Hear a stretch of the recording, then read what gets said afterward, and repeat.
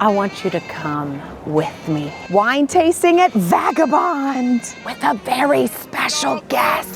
Give me wine, wine, wine. You know, I've been doing Dear Juju 6 years, never had a guest pop in my guest chair.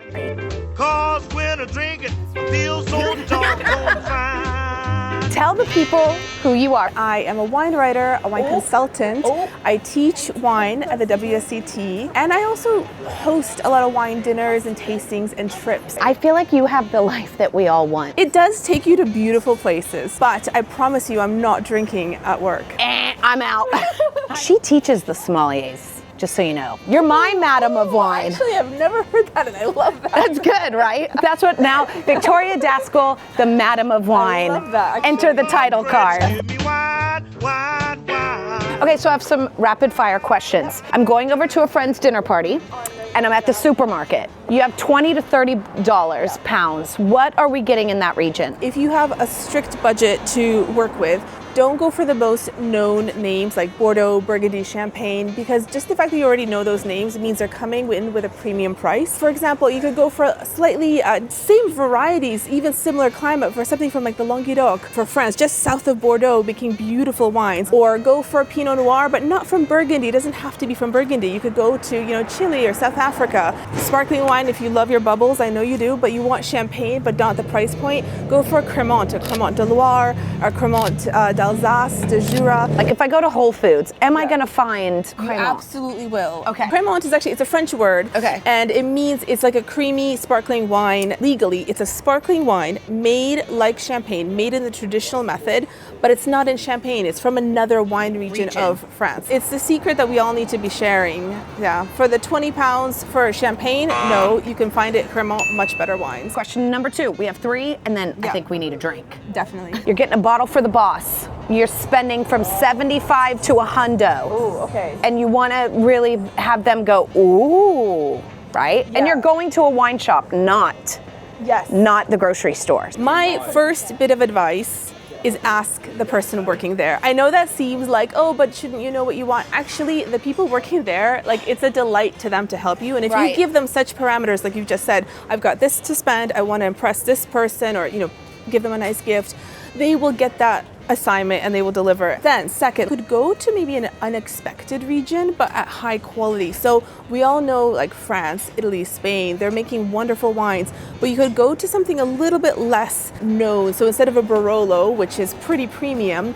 you could go down to Sicily, or go to Portugal instead of Spain. Go to somewhere a little bit off the beaten track, or in the New World, going to Australia. Of course, there's some wonderful wines from Barossa, but maybe something a little different, Tasmania. Let's say specifically Sicily, Portugal, Tasmania. What grapes are you getting there? In Portugal, one of my favorite wines right now is Baga, which is kind of like this wonderful story of a grape that used to be very rustic, rough around the edges, but in the right hands with the right producers, kind of like Pinot Noir, but on holiday. Similar to that sort of feel, like cherries, spice. If you drink or date Pinot Noir, you're gonna love their friend Baga. Yeah, it's just like the cousin from Portugal, like, oh, we gonna date him and sip them all up. Over to Tasmania, back to the conversation around Champagne, everybody wants Champagne, but actually, did you know Tasmania is making world-class sparkling wine, traditional method? We do now. This is why you're here. The reason why is because we're in the Southern Hemisphere. It's the coolest wine region of Australia. So they grow Chardonnay, they grow Pinot Noir, the same Champagne varietals from Champagne. They grow them, but in their cool climate, they have really lovely results. When I get a Tasmanian sparkling wine, I know it's gonna, do really well against a Champagne, actually. Wow. Again, I would date them as well. I would date the Portugal, I would date the Tasmanian, and then in Sicily. So many things in Sicily going on that are really exciting, but Cerezuela di Vittoria is one of my favorite wines. That is the name on the bottle that you'd get, and Cerezuelo means cherry. So think that's the kind of flavors you'll get, the kind of cherry spice, very Mediterranean, but lovely, not too heavy, not too alcoholic. It's a wonderful wine. It's a blend of 2 grapes, Nero d'Avola, which you already know, Yes, which and I love. Frappato. So the blend of the two make up Cerezuelo di Vittoria. Cerezuelo di Victoria, Baga in Portugal, and a sparkling Tasmanian. Now, on that note, Let's go taste. let's drink. I've never seen this before in my life. Is this typical? It's not that typical. I mean, wine on tap. Ooh, that's so good. The boss must really trust you because I'd be in here with the card. The grape is Semillon, which is actually from Bordeaux. So you often find Semillon blended with Sauvignon Blanc in like Sauterne and white Bordeaux. But this is just Semillon. And it's usually old vine. So the older the vine, the more concentration of flavor it gets. I feel like the same thing with women. Like the older the vine, the more concentrated of woman juice you get, right? Chilled reds are really nice, actually, and especially for autumn. You know what I would love for you to try is the Rioja. All right, I'll try it. In the name of research. Wanna do that? That's Yeah. great. Oh, this one is so good. You do it so well. You got good wrist action. Yeah, we'll work on that too. Okay, yeah, we will. It's on the wrist, baby. For some reason, wine and men just are like, maybe it's because, you know, the swallow factor. Hang on to this glass for a sec. Great. There's a proper way to taste wine, correct? Yes. Walk us through how to taste. So when you taste wine, you want to have a kind of a multi-sensory experience. So Yes. you want to look at the wine. You want to see the color. This one we would say is like a pale lemon. It's even getting to almost like a Green. golden. See, I'm wrong. I'm already doing it wrong. To be honest, the appearance, it's interesting to note down. There's a lot of information you can take from it, but it's not so important for just enjoying the wine. This is just like dating. The appearance is something, but not the core. It's not the substance, is it? It's not the substance, no. So But it helps. The most important thing is to smell the wine first. Okay. And so if you put your nose in, That's what he said. kind of aromas come to mind initially, just from the nose. I actually have a really sensitive nose, Well, what I would say is when but you all I just smell is wine. when you just do this initially, it doesn't give you that much, does it? And the thing that helps to really open up the wine, and it looks a bit pretentious, but it's important, is to swirl the wine. You swirl, swirl, swirl. And so this action actually aerates the wine. It brings Right. oxygen through, and it opens up all these gorgeous like aromas that are just trapped inside the glass. Go, go, go, like you're making a little storm in your glass. Yes. And as soon as you're just about ready, stop and then put your nose right in. It's got notes of kind of lemon and Definitely. smoky notes. It's more of a savory rather than fruity and floral. This Right. is much more like kind of a salty, minerally, lemony, kind of lemon preserves kind of note. Now, when you're ready, you go for a taste, okay? There was like a whole buttery creaminess that like slapped me across the tongue that I wasn't expecting. It's exactly, actually. It's almost like the texture is the wow factor here. So this grape is Semillon. I mentioned before it's from Bordeaux, white grape, known to make white wine, dessert white wine. But this is from South Africa, and it's just another take on it. You know, it's smoky, it's really smooth. So now I entitle this game Wine Confessionals. Okay. Scared. Has wine ever made you emotional? Yes. Which one and why? The very first one, your first crush, right? Oh, so, yes. you know, I can tell you the moment when I had a realization. I was in Montreal at a wine bar with one of my best friends there. We were drinking, you know, just a glass of wine that we ordered. And honestly, it was the first time I paid attention to what was in the glass rather than just drinking like a glass of wine. I was like, wow, it has like blueberry pie, blackberry notes, spice, licorice. How is this so complex? And I didn't know anything about wine at the time, but I knew I needed to find out. And that moment made me realize like something inside me is just lit up. So that was an emotional one. That's so beautiful. When was the last time you drank straight from the bottle and made no apologies for it? Oh, there has been a time like that. Oh my gosh, I'm sure it was on a holiday. I think we just didn't have a glass. And we bought the Right. bottle. It was a good bottle. Like, let's just drink it from the bottle. Good. So we just, yeah, it happens. Okay, last question. Are you a size queen? Do you love magnums? 100% yes.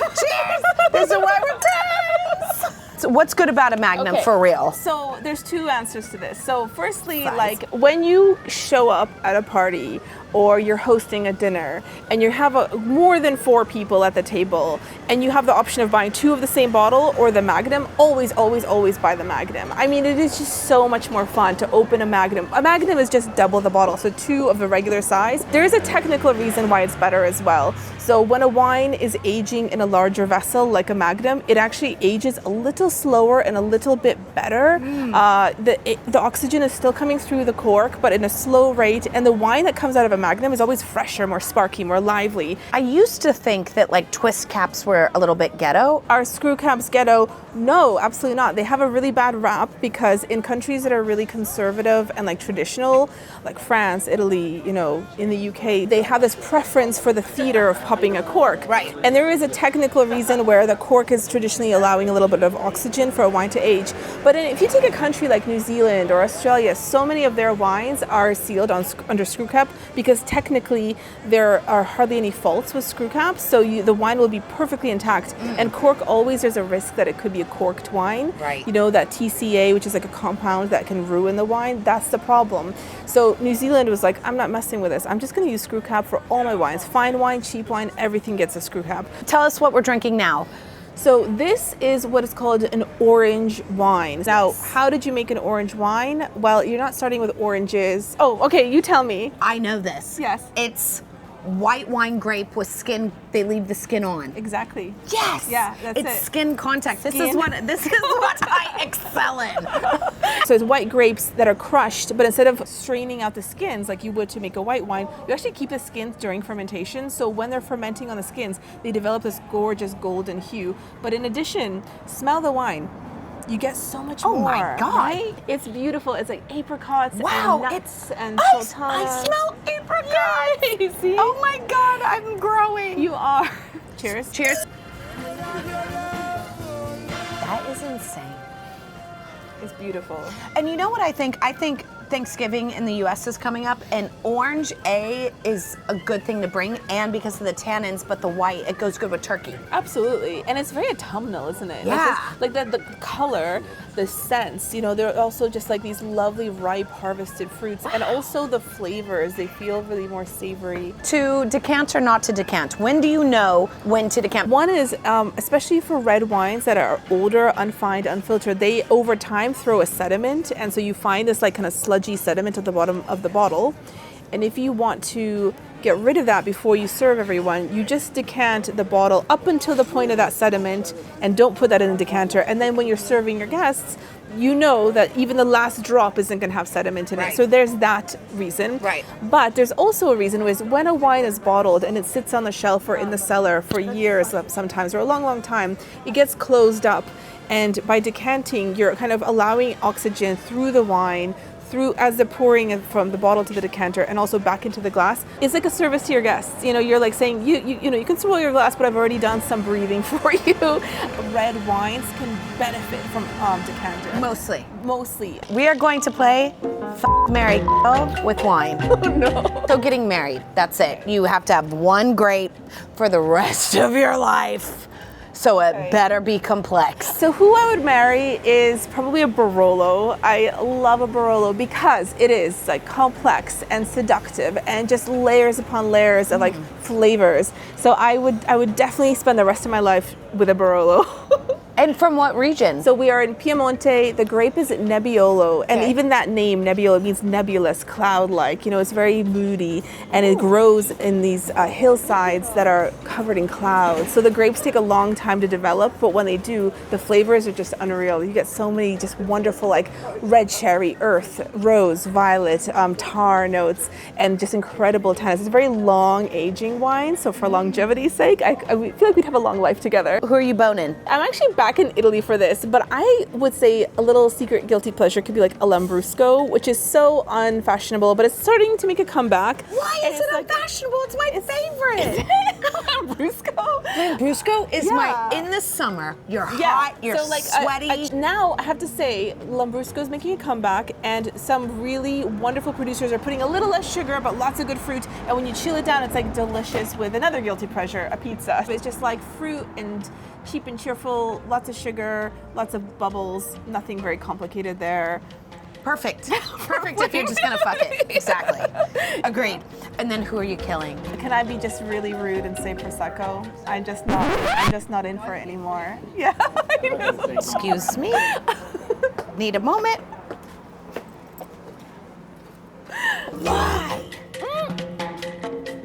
Because It's fun, it's fruity, it's sugary, and it's sparkling, and there's nothing behind it. It's just a very simple wine. I don't want to say all Prosecco. There is a sea of Prosecco out there. It's an ocean, actually. It's in a northeast part of Italy called the Veneto and also Friuli, and it's a huge, huge area that makes Prosecco. Inside of that sea is a little island, which is Prosecco DOCG. And if you're in the shops and you see Prosecco DOCG, then you know you're dealing with actually like family wine producers, like artisans, people who are really proud, making hand-picked grapes. So if you go for those Proseccos, 100%, I don't want to kill them. I love them. But for that massive sea of very industrial plonk, See, we're learning. If you wouldn't have answered, we wouldn't have learned that. Yeah. This is a new game called the pairing game. Okay. So I'm going to tell you a scenario and you pair it with a bottle of wine. Okay, good. Yeah. A breakup.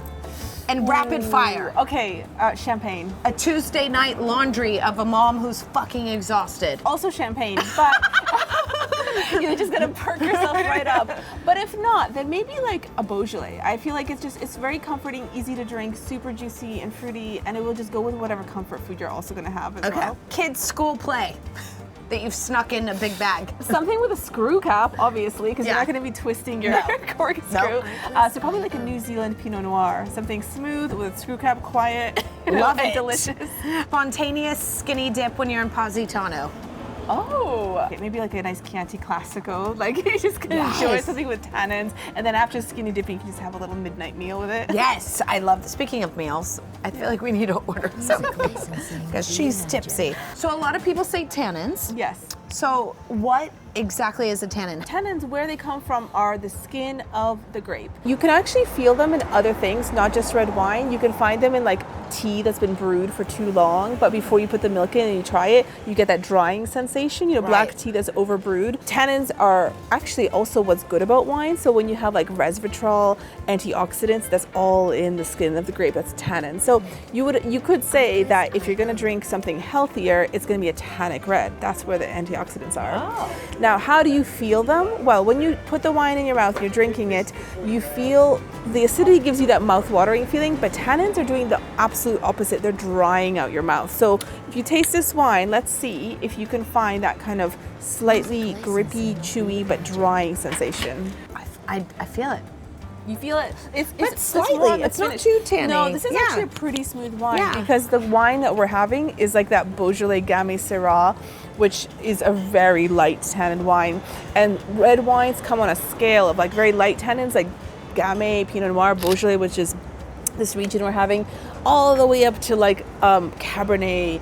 Barolo is very tannic, actually. Montepulciano. Montepulciano, very tannic. Tannic. Yeah, absolutely. Yeah. And so for those wines, there's two ways to get around that. Either you should perhaps look to age the bottle a little longer, because the longer the wine ages in the bottle in your own collection, the tannins get integrated into the wine, so they smooth out, they become more rounded. Or if you haven't got time for that, have it with a steak, have it with protein, have it with some kind of either cheese or meat protein, and that really breaks down the tannins in your mouth. Yeah, this is not a very tannic wine. No, it's not. Should we get one? No. Should we? No. I'm swallowing. I know you are. You're spitting. We're in a very different place right now. We are. I'm about to ask the server for a cigarette. That's where we're at. It's 2:00 on a Thursday afternoon in London.